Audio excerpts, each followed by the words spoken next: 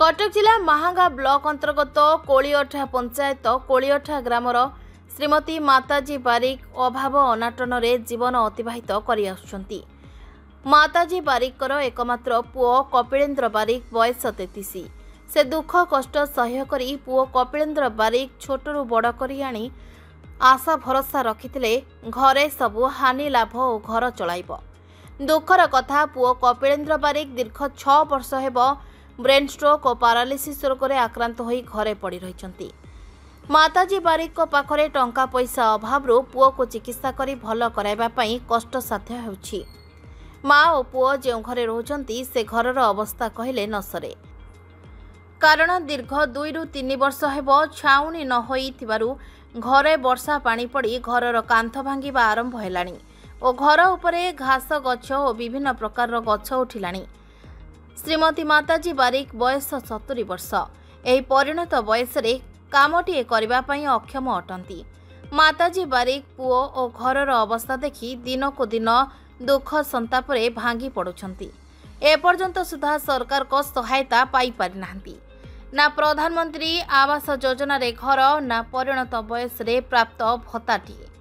एही दुख खबर महांगा अंचल रे एक अग्रणी संगठन नीति नियम आदर्श न्यायवान धर्म संस्कृति शास्त्र पुराण परंपरा को आधार करी समाज रो सामाजिक सेवा कार्य करबा पई संगठन गठन करा जायतिबा भरोसा समाज सेवक संगठन सेवक माने रविवार 7 सेप्टेम्बर 2025 तारीख दिबा 4 घटिका समय रे पहुंची दुखरे भांगी पड़िथिबा माताजी बारिक और पुओ कपिलेन्द्र बारिक को चलिबा को ग्रोसरी बा सौदा जोगाई दैथिले।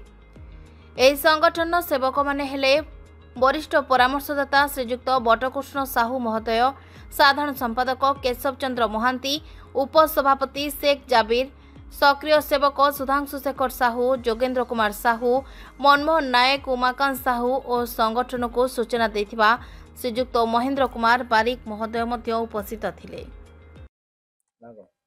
शेख जाबिर भरोसा समाज सेवक संगठन आम खबर पाइलु कि कोलियोठार माताजी बारिक आउ पुओ को स्ट्रोक होती पारालिस होती सरकार तरफ कौन प्रकार अनुदान मिलू ना। तापर घर बुली घर भी छपर होना देखु 2 वर्ष है माने केमती चलुंट माने आश्चर्य लगुच। बहुत से दयनीय अवस्था अच्छा आम संगठन तरफ स्वल्प किसी खाद्य पुड़ी आनीचु साहाय्य करने आम सरकार को आम अनुरोध करुचु। आमको किसी सरकार तरफ साहाय्य मिली ना ना ये गोटे बुढ़ी पुओ को जहाँ स्ट्रोक होती पारालिस होती भत्ता भी है ना। सरकार तरफ भत्ता दि जाऊ मेडिसिन किनिया पैसा नहीं। सरकार तरफ किसी मेडिसिन भी माने अर्थ किसी माने सहयोग मिलू। ब्यूरो रिपोर्ट ना ओडिशा।